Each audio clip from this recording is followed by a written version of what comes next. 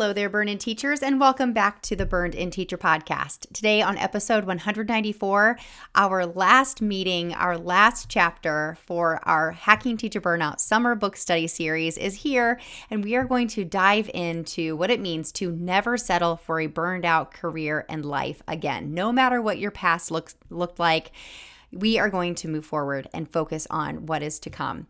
We are going to prepare for hardship by keeping your goals and action steps in mind. Oh, I cannot wait to dive in. So let's go for it. I'll see you inside. Your choice to begin and continue working in education should not be taken lightly. But how do you manage it all while keeping that fire burning bright so you can show up in your classroom and in life as your best self every day? That's what this show is all about. Welcome to the Burned In Teacher podcast. I'm Amber Harper, classroom teacher, author of Hacking Teacher Burnout, and with more and more teachers quitting the profession or accepting #teacher misery as their forever reality, I step in as your teacher burnout coach to help you take your next best steps to creating a happier and more fulfilled career and life. Now, let's take one more step forward and out of burnout together so we can burn on. Shall we? Let's go. Hey, welcome into episode 194 of the Burned In Teacher podcast. I'm Amber Harper if we've never met, and if this is your first time listening to the podcast, welcome.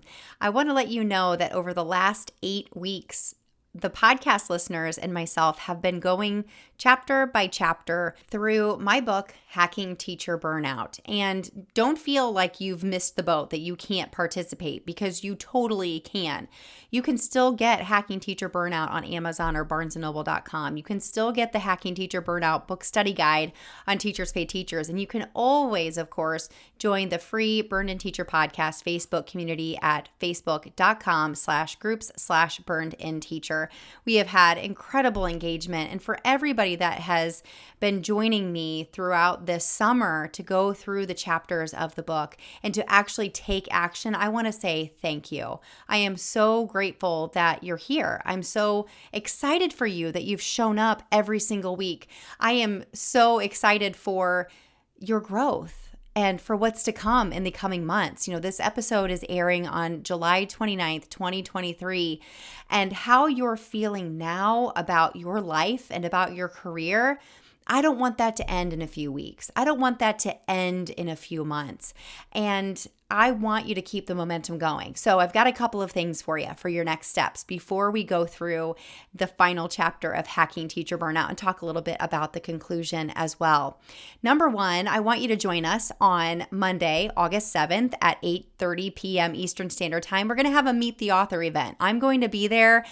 I am hoping to see hundreds of people show up in the Zoom room so we can answer questions, connect with one another, and share our wins and changes and excitement for the future and for what's to come. And I'm so excited about this event. I've never done this before, and I have never led a book study before. So all of these things are new and exciting, and I can't wait to see you there. I do need you to go to burnedinteacher.com/meet to register for this event if you'd like to join us on the Zoom call.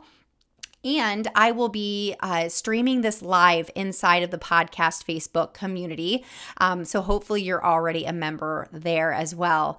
I do not have a topic of discussion. I am just going to be asking for anybody who would like to share about a revelation that they've had during their reflections, any wins that they've experienced, and of course, any questions that you have moving forward.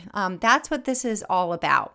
So I hope that you can join us. And if you can't join us live, then feel free to watch the replay that will be saved in that live stream inside of the Facebook community.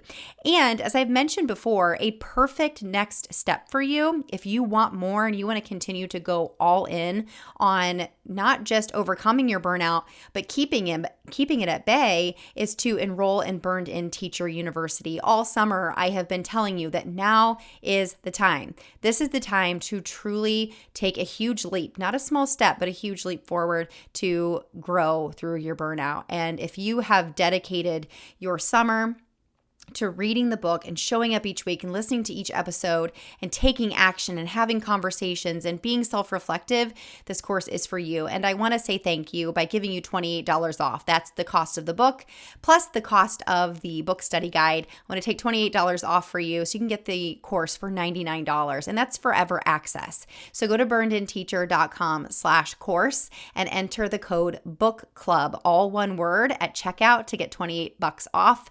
I cannot wait to see you inside. I'm answering comments and questions inside of the course all the time, almost every day now, and it just absolutely ignites my passion to continue doing this work for you and for kids, because my goal is to see you grow. My goal is to see you to continue to live a happier and more fulfilled life, and I know that that takes consistency, as I've talked about before, and I'm here for it, and I'm here for you. So without any further ado, we are going to dive into Chapter 8 of Hacking Teacher Burnout. And this hack is all about preparing for hardship by keeping your goals and action steps in mind. When I think back to the times that I struggled the most, and even in Gretchen's story at the beginning of Hacking Teacher Burnout, I have to say I was not mentally prepared for the challenges that were to come when it came to being a teacher. And if you're a parent, any parents out there, nothing could have prepared you for parenthood, right? You have this vision in your mind of what it's going to be, and then the realities set in of what it is truly like. And there are a lot of adjustments that have to be made, not just to your everyday life, but to your mindset and to the way that you look at things and your perspective and how you move through these challenges. And quite frankly, our teacher prep programs do not do a good enough job of helping teachers, pre-service teachers and first-year teachers to be mentally prepared. In fact, I think we actually do an awful job of it. Even from, student teaching, working for free and telling them that this is what teaching is like, working long hours, and you can't have a job while you're student teaching because you're going to be working all hours of the day. I choose not to settle for that belief, and I did for a really long time. And this comes because of my work that I've done at Burned In Teacher. And never settling truly does mean that anytime you are faced with a hardship, that you are going to come back to the burned in process, and you're going to begin where you are. Okay, what brought me to this frustrating moment where I am having a breakdown? I'm having a good cry. Okay, what's my next step? What triggered this? How long have I been feeling this way? Has this been going on for a while and I've fallen back into bad habits? What's going on here? And then thinking about how would somebody with the teacher brand that I want to have, how would they handle this? Not how do my emotions right now want to handle this? How does someone with the legacy that I want to leave, how would they handle this? How would Amber, a burned in teacher, handle this situation? And those are two totally different things and two totally different realities of my past. I have definitely handled situations inappropriately because I was leading with my emotions rather than stopping and reflecting and thinking about what is truly the next best step for me. So as you've read and reflected in the Hacking Teacher Burnout book study guide, I've given you several things to do to ground you into these mindsets on pages 174 through 176. So I'm curious, and of course, I would love to hear from you in the podcast Facebook community. Which ones of these did you choose? Which one did you choose to focus on kindness? And kindness and being nice are two totally different things. Sometimes kindness is building a boundary that before you told yourself that you couldn't set because you didn't want to upset anybody. Setting boundaries is a part of showing kindness. You are showing people how they can successfully treat you and what you can expect of them and what they can expect of you. You're setting them and you up for success. That's just one example.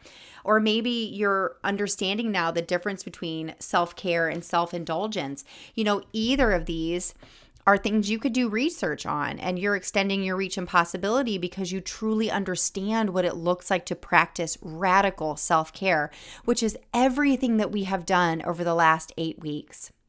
And now for the blueprint to full implementation, I've already sort of alluded to what this looks like to truly never settle. for burnout again.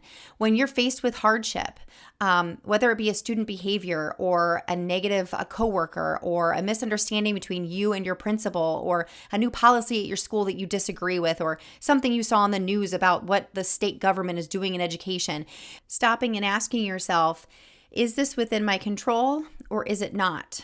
And deciding how you can focus on solutions rather than ruminating on the challenge itself. Hey, real quick, I'm jumping in here to let you know that if you're enjoying this summer book study series of Hacking Teacher Burnout, then you would be a perfect fit for Burned In Teacher University. And since you've dedicated yourself to this summer book club, I want to say thank you.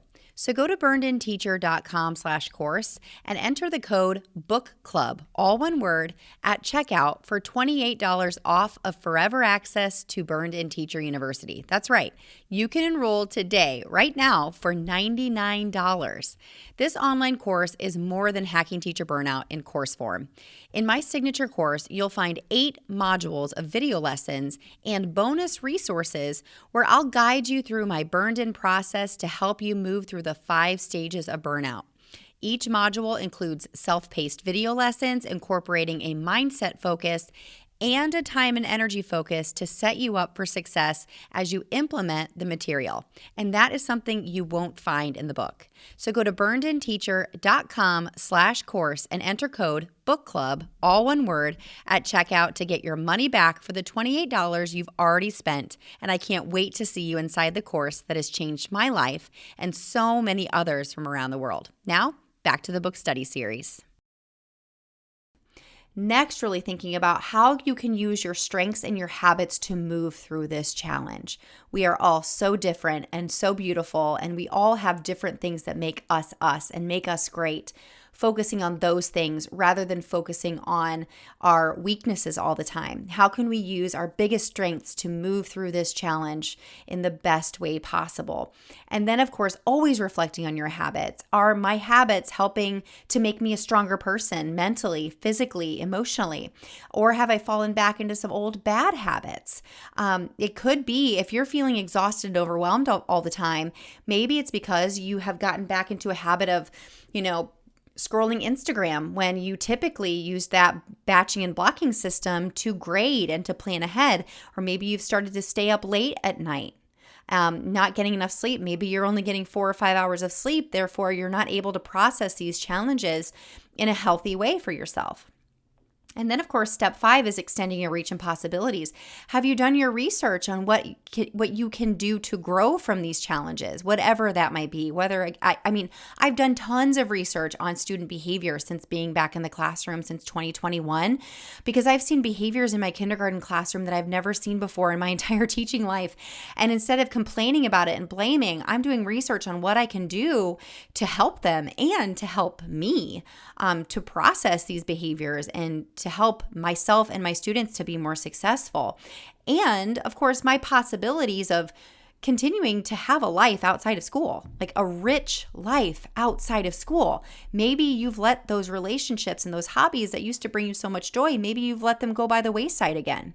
So it's really consistently raising your self-awareness and looking at what you're doing or not doing that could help you to move through this challenge that you might be having a little bit smoother. And then determining your long-term goals. If you have set those goals this summer and then you've let them go and you haven't revisited them and you've not been keeping those front and center every single day just because school has started, that is going to cause you to have more frustration, to feel more exhausted, to feel more overwhelmed because you're only focusing on surviving every day rather than focusing on the future and just realizing okay, this really sucks. This thing that I'm going through right now is hard, but this is just a small blip in my life. This is not my whole life. My whole life is not this challenge. This is a challenge in this area of my life, and I'm going to have to close the lid on it, and I'm going to go and live my life, and I will come back to this and deal with it when it's an appropriate time. And I can tell you, having those long-term goals, it gives you something to focus on rather than the challenge. It gives you a really great excuse to move the heck on. Because what I've noticed is that having a rich life, having goals, having aspirations outside of your classroom helps you to realize how small those challenges really are. Initiating lasting change is keeping up with yourself, not focusing on everybody else's stuff, focusing on what it is that you are working towards, and daily, weekly, monthly. We talked about this in that meeting about initiating lasting change and how you're always checking in with yourself. And you're not comparing yourself to anyone else. You are comparing yourself to yourself and where you were 2 weeks ago versus where you are now and where you're going to be 2 weeks from now. It really becomes an exciting journey to be on whenever you look at it as this is you with yourself moving forward. It's really exciting. And then, of course, never settling and always knowing that no matter what kind of challenge you're faced with, that you can always begin where you are again. And no matter where you are when you are faced with that challenge, you are further ahead than you were when you didn't know what the burn-in process was. You are further ahead now than you were the second time you went through the process or the third. And you always have this book now and the reflection journal to go back to.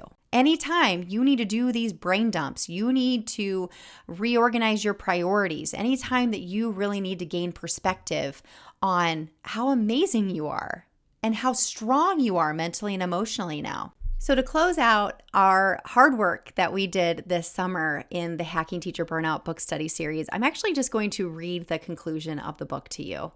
I was looking for small nuggets that I could tell you, and I'm like, you know what? I'm just going to read it. It's just a couple pages, but I want to send you off with such strong words of affirmation and encouragement.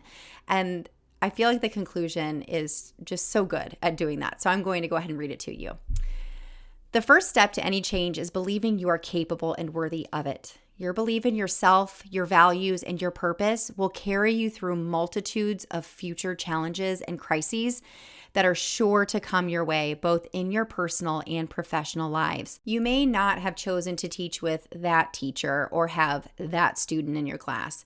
You didn't choose to have your disability that makes it even harder to teach kids today. You also didn't choose the policies that keep education in a constant state of push and pull. You can choose to take control of the one thing that only changes when you decide to change it. Your beliefs about your capability and worthiness to live a life that brings you happiness and joy, no matter what. Making this choice doesn't mean you slap on a smile when you're hurting. It doesn't mean that you ignore your suffering. It means that you are vulnerable and brave enough to acknowledge your hurt and suffering and move through these steps again. Use these 8 steps repeatedly. Go through them again and again whenever you need to center yourself and focus on dealing with any challenge or crisis. Whether someone intentionally hurts you or you find yourself in a situation where you can't feel or do your best, come back to these steps and begin where you are. Think about how long this challenge has been triggering feelings of frustration and anxiety. Then remember your core values and who your people are. Centering yourself and coming back there first and foremost will allow you to focus on your best, next, imperfect step.